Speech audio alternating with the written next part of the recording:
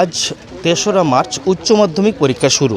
সেখানে পশ্চিমপাড়া অঞ্চল তৃণমূল কংগ্রেসের পক্ষ থেকে প্রত্যেক ছাত্রছাত্রীদেরকে একটা করে জলের বোতল, কেক, চিড়েভাজা এবং একটা করে পেন দিয়ে তাদেরকে পরীক্ষা দেওয়ার জন্য উৎসাহ দান করছে। পশ্চিমপাড়া তৃণমূল কংগ্রেসের উদ্যোগে এই যে ছাত্রদের কাছে একটা ছাত্রসুলভ মনোভাব আমরা দেখতে পেলাম, যে তারা যেন পরীক্ষাতে ভালোভাবে মনোনিবেশ করে পরীক্ষা দিতে পারে, তার একটা উৎসাহ দান আমরা দেখতে পাচ্ছি।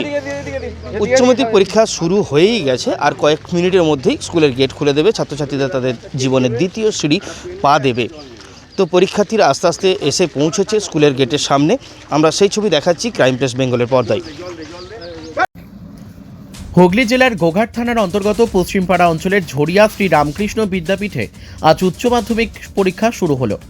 পাশাপাশি 3টি স্কুলের ছাত্রছাত্রীরা উচ্চ মাধ্যমিক পরীক্ষা দিচ্ছে। আর সেই পরীক্ষা কেন্দ্রে পশ্চিমপাড়া অঞ্চল তৃণমূল কংগ্রেসের পক্ষ থেকে প্রতিটি ছাত্রছাত্রীকে একটি জলের বোতল, 1 প্যাকেট কেক, একটি কলম ও 1 প্যাকেট চিড়ে ভাজা সহ তাদেরকে অভিনন্দন ও শুভেচ্ছা জানানো হলো।